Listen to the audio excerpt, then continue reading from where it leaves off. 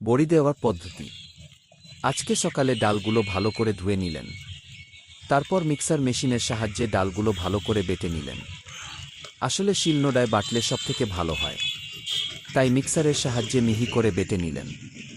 খেয়াল রাখবেন ডাল বাটার সময় জল না দিলেই ভালো হয়, তবে যদি মনে করেন একদম অল্প পরিমাণে দেবেন।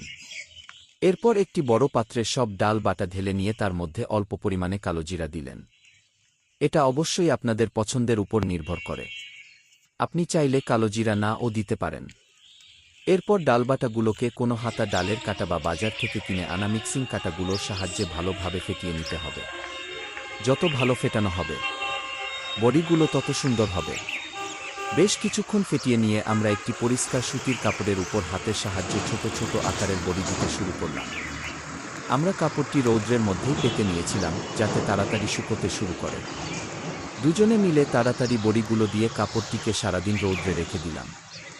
আরও দুদিন ভালোভাবে রৌদ্র পেলে তারপর কাপড় থেকে একটা একটা করে বড়ি তুলে নেব।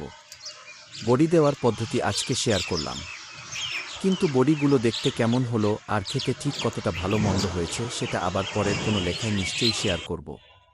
আপনারা যদি কেউ বানিয়ে থাকেন তাহলে জানাবেন আমাদের পদ্ধতি ঠিক আছে কিনা। সকলে খুব ভালো থাকবেন, সুস্থ থাকবেন।